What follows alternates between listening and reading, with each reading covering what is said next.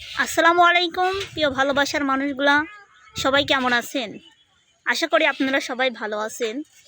তো আমি বেশি একটা ভালো নাই, কারণ ছেলে অসুস্থ। আর কালকেও ভিডিও করতে পারি নাই ছেলে অসুস্থর জন্য।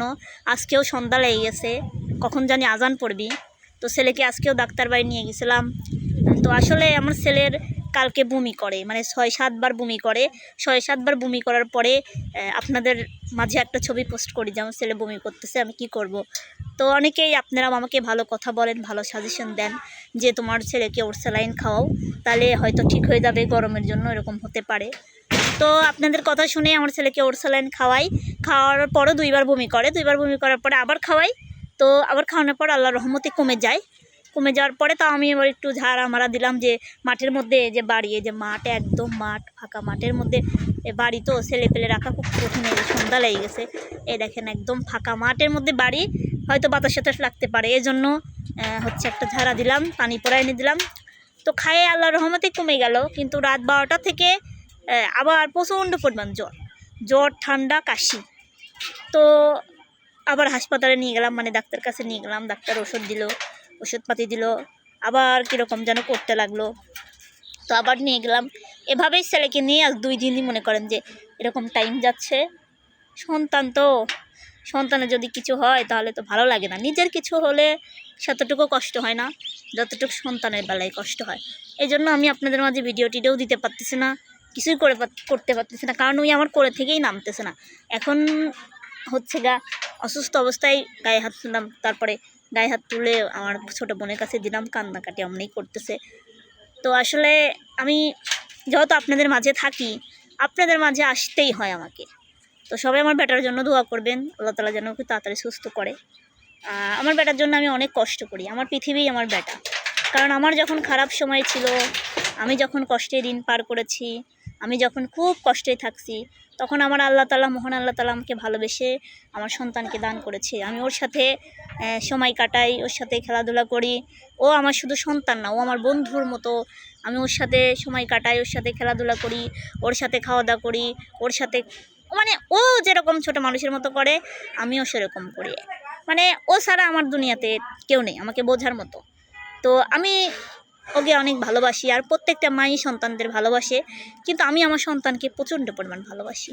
তো আমার সন্তানের খালি মাঝে মধ্যেই অসুস্থ হয়। আমার ছেলের 2 বছর পার হয়ে গেছে, 2 বছর 5 দিন মনে হয়, 5-6 দিন হবে আর কি। তো আমার ছেলের এই 2 বছরে যে কতবার অসুস্থ হয়েছে যা বলার মতো না। আমার ছেলেকে আমি অনেক কষ্ট করে মানুষ করতেছি।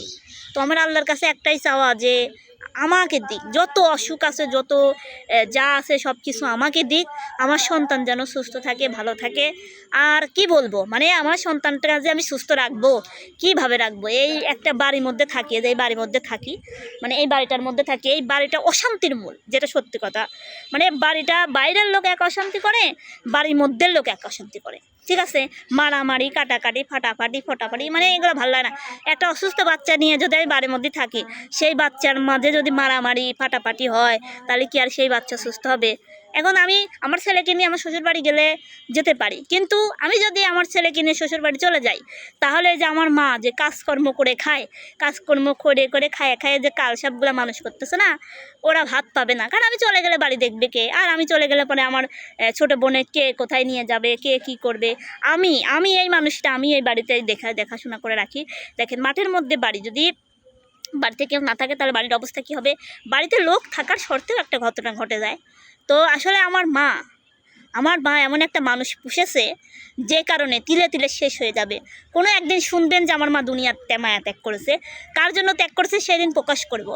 মানে একটা মানুষ লাতিপুতি পোষে, হ্যাঁ পোষে, তাই বলে কি আপনি মিনিটে মিনিটে টিন ভাঙবেন, মিনিটে মিনিটে খাওয়ার চাইবেন, মিনিটে মিনিটে টাকা চাইবেন? এটা কি একটা গরিব মানুষের পক্ষে দেওয়া সম্ভব? হ্যাঁ, আমার মা কষ্ট করে কাজ করে আনে, সারাদিন মাটি কাটে, সারাদিন কষ্ট করে। এই যে দেখেন একটা জিনিস দেখা, এই রুমটা দেখেন, নতুন বেড়া, মানে এই বেড়াটা দেওয়ার জন্য কয়দিন কি যে লাগাইছিলি। ওর জন্য আমার আলিতের সাথে ঝামেলা লেগে যায়, ঝামেলা লেগে যায়। মানে আমার মনে হয় আমি আলাদা জায়গায় যাইতে পারলে শান্তি, কিন্তু এই আমার মায়ের মুখের তাকায় আমার জীবনটা একবারে শেষ, আমার সংসারটাও শেষের দিক। সত্যি কথা কি, যে মায়ের ওদের কথায় আছে না, ফ্যামিলির দিক তাকালে পরে হচ্ছে ভালোবাসা শেষ, আর ভালোবাসার দিক তাকালে পরে ফ্যামিলি শেষ। তো আমি হচ্ছে ফ্যামিলির দিক তাকাই, কারণ একটা ছেলে নাই, আমি না ছাড়া এই বাড়ির মানুষই নেই, ঠিক আছে? আমি না থাকলে এ বাড়িতে হেল্প করার মানুষ নেই, সাহায্য করার মানুষ নেই। কিন্তু আমার সাথে হিংসা করে, যে আমার বড় বোন আছে, তার একটা ছেলে আছে, বয়স 15 বছর বয়স, এটা কি বাচ্চা মানুষ যে ফিডার খায়? এ কি আরমানের বয়সই যে এরকম জ্বালালে সহ্য নেয়? আপনি ধরেন দিনের মধ্যে 100 বার জ্বালানো হয়ে গেছে, 100 বার টিন ভাঙে, 100 বার খাবার কাড়িলে খাবির দেয় না, শান্তি করি, ওর শান্তি নেই, হ্যান নেই, হাজারটা দিয়ে আপনি মন বুঝাবেন, তারপরে বুঝবে না। এই অসুস্থতা বাচ্চাটা নিয়ে কালকে আমার ছেলে 8-9 বার বমি করছে, একটু ঘরের মধ্যে থেকে বের হয়নি, একটু ঘরের মধ্যে থেকে বের হয় নাই। যেই আমার মা আইসে কোত্থেকে যেন আরমানিক ডাক্তার কাছে নিয়ে যাবি, তখন বের হয়ে সিপানিস 20 টাকা তখন সিপানিস, না হলে কিন্তু তোর 3 দিন থাকবি না রে। এটা কি কোনো ধরনের কথা? মানে এই বাড়িতে ছেলেপেলে মানুষ হয়, একটা ভালো পরিবেশে মানুষ হলো না। কিসের জন্য হলো না? এখন আমার ছেলেটার কপালে যে কী আছে আল্লাহ জানে, আমি যে কোনে যে রয়েছি আল্লাহ জানে। আমি আসলে আমার শ্বশুর বাড়ি গেলেও বাসি, কারণ আমি এদের জন্য যাইতেও পারতেছি না। এই বোনদের বিয়ে টিয়ে হলে ভাবতেছি যে এখান থেকে চলে যাব, কারণ এখানে যেখানে শান্তি নেই, যদি শান্তির জন্যই আমি বাপের বাড়ি থাকি, আর সেই বাপের বাড়ি যদি শান্তি না থাকে, তাহলে আমি কী জন্য থাকবো কন্ত? সেই শান্তিটাই তো নাই। রাত দিন ঝগড়া ঝাঁটি মারামারি, মানে ফাটাফাটি, একাই হয় সকলে মারি টারি ঢিসমিস করে, মানে একবার সকলের জীবন তেজপাতা।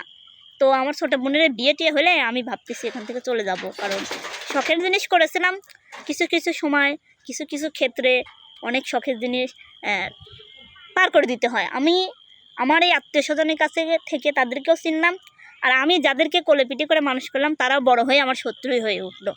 ওই ছেঁড়াটা ওর নানি মাটি কাটতে যখন যাইতো, আমার পড়ালেখা শেষ করে এদেরকে মানুষ করলাম, কিন্তু মানুষ করে এখন ওরা আমাকে বকাবাদ্য করে, আমাকে অভদ্র ভাষায় গালি দেয়। আমাকে কেউ ভালোবাসে না, এটা সত্যি কথা। মানে আমাকে আমাকে কেউ ভালোবাসে না। মানে আমি যতক্ষণ মানুষের মনে ইচ্ছা মেটাইতে পারবো ততক্ষণ আমার ভালোবাসাটা থাকবে। এছাড়া ফ্যামিলির জন্য, ছেলে হোক বা মেয়ে হোক, ফ্যামিলির জন্য আপনারা কেউ কিছু করবেন না, দেখবেন দিন শেষে ঠকে যাবেন। কারণ ফ্যামিলিগুলো এত খারাপ হয়, ফ্যামিলির মানুষ ভালো হয়, আমি জানি আশেপাশের লোক খারাপ হয়, ফ্যামিলির মানুষগুলো ভালো হয়। কিন্তু আমি এই একজনের অত্যাচারে, মানে নিজের মাকে যখন মারে ধরে কাটে, আমার বড় বোনটাকেও মারে, তখন আমি কিছু বলতে পারি না, কারণ আমাকে বকাবাদ্য করে, আমাকে মারবির আসে। আর আমার গায়ে যদি হাত তোলে তাহলে তো আলিপ তো ওকে ছেড়ে দিবে না, আর আলিপের যদি আমি কিছু কই তাহলে তো ডিভোর্সের পর্যায়ে চলে যাবে। এই জন্যই আমি কিছু বলি না।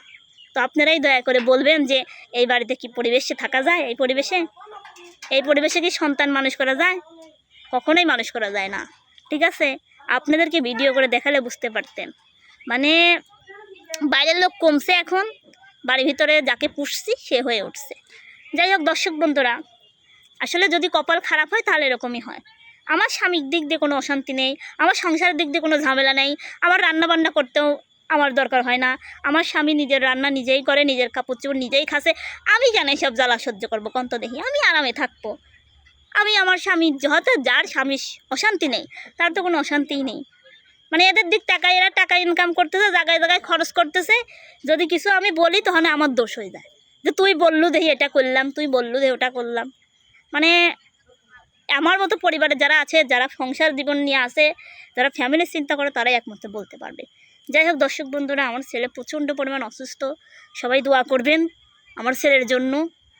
আমার ছেলেকে কোলে নিয়ে গা, অনেক কথাই বললাম, যদি আমার কথায় ভুল ত্রুটি হয়ে থাকে সবাই মাফ করবেন। আসলে ভালো না থাকলে যা হয়। তো সবাই ভালো থাকবেন, টাটা বাই বাই, আল্লাহ হাফেজ।